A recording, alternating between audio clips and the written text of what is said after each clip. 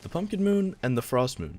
These are two of Terraria's most sought after events because of their enemies, soundtracks, and most importantly, the loot. While both have their place in the game, which one takes the crown as the better moon?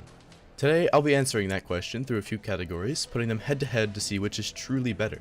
First up, let's see how they perform with each of the four classes, starting with Melee. Melee only has weapons in both of the events, so let's compare. The Pumpkin Moon has only one weapon, which is the Horseman's Blade, and the Frost Moon has both the Christmas Tree Sword and the North Pole. Unfortunately, all of these weapons are overshadowed by others at the same point in the game, so none of them stand out very much. However, even though the Frost Moon has two weapons that are decently powerful and they have really nice visuals, the Horseman's Blade is a component for Terraria's most powerful weapon, along with having a really unique attack style with its pumpkins, so this point goes to the Pumpkin Moon. Next up, we have Ranged.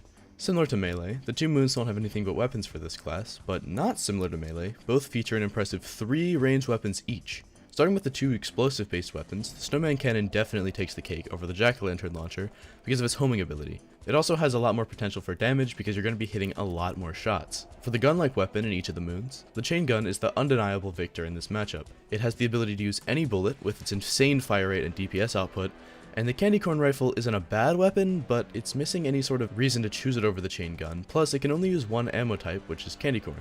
And even though the Frost Moon has already won this matchup, I do want to mention that the Stake Launcher is actually a very underrated weapon that can pack a major punch, and the Elf Melter, the third weapon from the Frost Moon, is definitely a great weapon as well, as a counterpart to the Flamethrower. So obviously that point goes to the Frost Moon.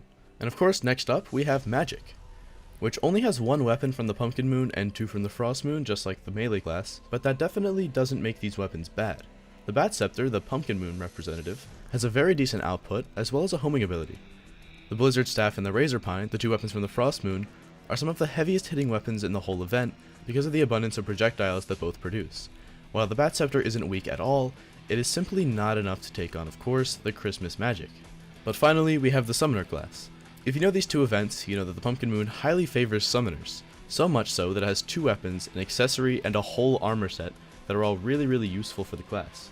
On the other hand, the Frost Moon gives summoners a big fat absolutely nothing. So that's an easy point to the Pumpkin Moon. After looking over the classes, we're standing at a tie. To break that tie, I thought I would do a bit of a speed round for all the other more minor categories, and for this, I'm going to hide the scores for suspense or something, I don't know. Anyway, let's go. Vanity goes to the Pumpkin Moon because it has a set and a mask versus just the set and the Frost Moon. Pets, honestly, I would say is a tie because they're both great. Mounts goes to Pumpkin Moon because these two mounts are two of the best in the game, even though these two are also really cool. Hooks is another tie. They both have hooks and they're both very equal quality. Wings goes to Pumpkin Moon because of sheer abundance.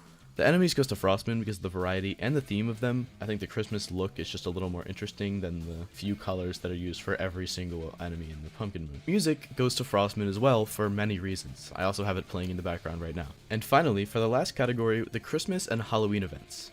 For one day and one night after completing these two events, it will activate either a Halloween or Christmas seasonal event. These are the events that would normally take place during Halloween or Christmas in the real world. For these two events, I'm also going to give both a point. This is because I think that the weapons and the goodie bags are better from Halloween, but Christmas has Santa and the Frost Legion, which just makes it a little more interesting. So with all that being said, let's see the final scores.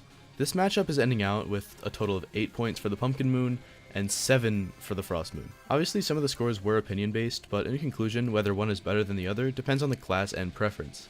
Overall, I believe that the Pumpkin Moon is Terraria's better holiday themed moon event, but based on how close these scores are, it's honestly totally up to you and what you prefer. And of course, if you enjoyed this video, please consider liking and subscribing and clicking all those buttons, because, you know, I don't want to be beat out by the B-cubed cool math game. Bye bye.